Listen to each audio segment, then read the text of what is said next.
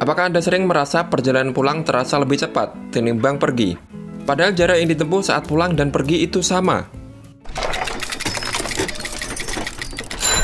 Perasaan manusia tentang berapa lama waktu yang berlalu memiliki sifat subjektif. Perasaan tersebut mudah dipengaruhi suasana hati dengan beberapa hal yang ada di sekitar dan apa yang dilakukan pada saat itu. Perasaan tersebut salah satunya menyebabkan fenomena efek perjalanan pulang dan pergi.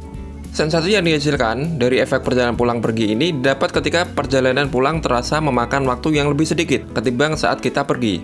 Efek ini utamanya terjadi ketika seseorang pergi ke suatu tempat yang tidak begitu kita kenal. Walau terasa lebih cepat perjalanan pulang daripada perjalanan pergi, faktanya itu tidak benar. Itu semua hanya ada di dalam otak kita. Saat dalam perjalanan pergi, otak kita cenderung lebih fokus untuk mengingat rute dan objek yang kita temui sepanjang jalan. Ketika otak kita sedang fokus terhadap waktu juga akan terasa lebih lama.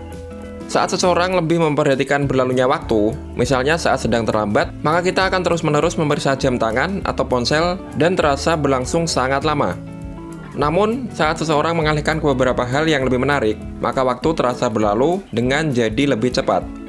Teori tersebut sejalan dengan pepatah yang berbunyi, waktu berlalu ketika Anda bersenang-senang.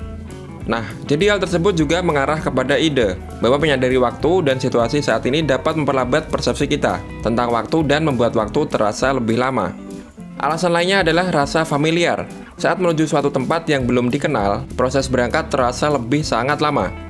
Sedangkan waktu pulang terasa lebih cepat. Penyebabnya pada waktu perjalanan pulang, kita sudah mengenali berbagai jalan atau objek yang sudah pernah kita lewati.